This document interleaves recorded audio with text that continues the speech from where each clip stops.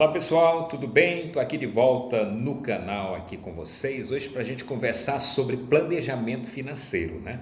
Algumas perguntas que me foram feitas aqui no direct e eu terei um prazer em conversar com vocês. Quando a gente fala principalmente em ações em bolsa, investimentos, há sempre aquela pergunta que é feita: eu posso perder?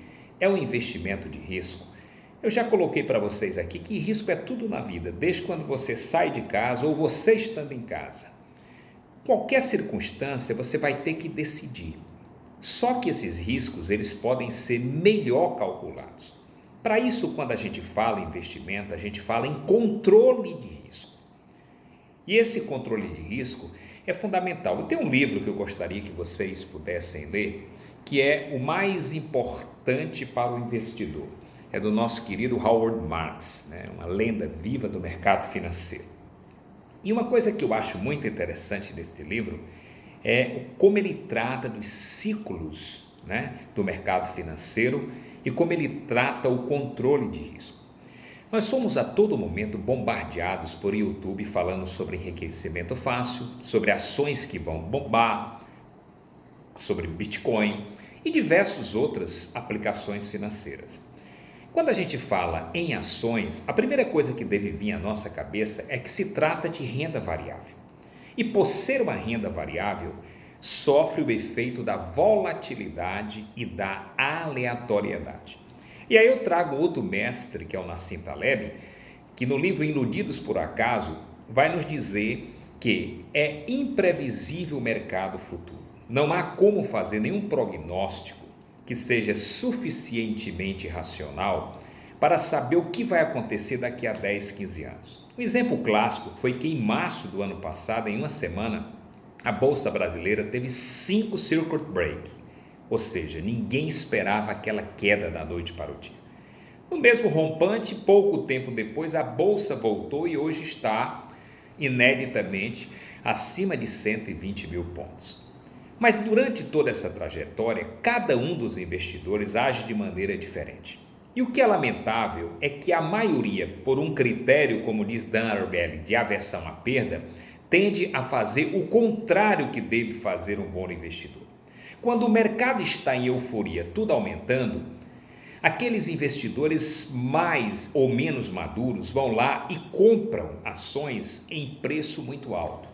E quando o mercado está em baixa, que despenca, eles, desesperados com medo de perder mais, vendem suas ações a preços baratos. Quando você chega a um grau de percepção sobre investimentos, você sabe que você deveria agir ao contrário. Você deveria ter cautela quando o mercado está eufórico, e esse seria o momento para vender as ações, e deveria estar com a boca de jacaré aberta quando este mercado está combalido, ou seja, quando as ações caem e você percebe que aquela sua empresa está dando uma pechincha muito boa e você compra a um preço muito melhor. Essa é a maior oportunidade que você tem nos caminhos de compra de ações. Por isso, essa psicologia, não é à toa que Morgan House, no livro A Psicologia Financeira, diz que em matéria de dinheiro, tudo tem mais a ver com psicologia do que com finanças. Então você vai ver que os mercados flutuam, os momentos flutuam e as oportunidades aparecem. E se você não souber usar bem dessas oportunidades, você vai perder mais dinheiro. Arriscado também, por exemplo, não são só ações. É a renda fixa, quando você, por exemplo, aposta em um ativo que não tem rentabilidade. Isso é um risco, porque você está colocando seu patrimônio e essa rentabilidade está abaixo da inflação, como hoje é possível se depurar da poupança, que ela representa 70% do CDI, dá 2,4% ao ano, enquanto a nossa inflação projetada é de 5% ao ano. Então, para tudo quanto é de investimento, o fator risco deve ser bem calculado. Razão pela qual o controle de risco exige que você monte uma carteira de investimentos, calculando sempre da melhor maneira os ativos em que você vai investir. Se é em renda fixa, você vai procurar aqueles que te garantam rentabilidade acima da inflação. E se é em renda variável, por exemplo, ações, você vai estudar um pouco mais a empresa que você quer investir, qual é o case dela, qual é a vantagem competitiva, como é que está o balanço dela nos últimos anos, né? Qual é o grau de endividamento dela? Tem algum mecanismo regulatório que possa diminuir a competição? Se você analisa isso e vê que aquela sua empresa tem bons fundamentos, na hora que o mercado sofre os hecatombes, é a hora de você comprar, é a hora de você aproveitar a pechincha. Mas como eu estou falando em controle de risco, outro fator fundamental é aquela história que a vovó já contava e que está lá no livro do Eclesiastes. Você nunca deve colocar todos os ovos numa bandeja só. Por isso que uma carteira de investimento tem que ser diversificada. Se você vai investir em ações, você vai procurar as ações que têm melhor fundamento, as empresas que têm melhor fundamento e vai diversificar sobre setores, commodities, energia, bancos e assim por diante.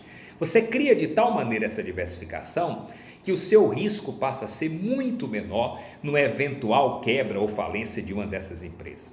E saiba mais, de 10 ações que você investe, 3 delas é que vão fazer um enorme diferencial para a sua vida.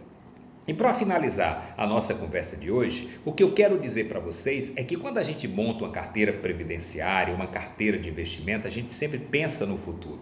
3 pontos são fundamentais para você se dar bem como investidor.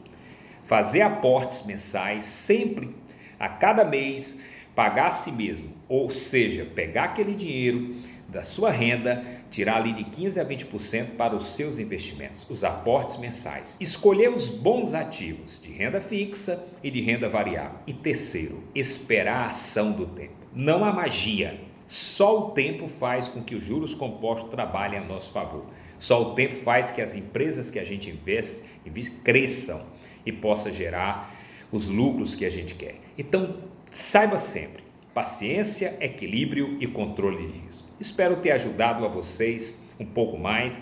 E se vocês, claro, gostaram deste vídeo e acham interessante, vai lá, compartilha com outras pessoas para que cada vez mais a educação financeira seja uma constante para todos. Um forte abraço e até o próximo.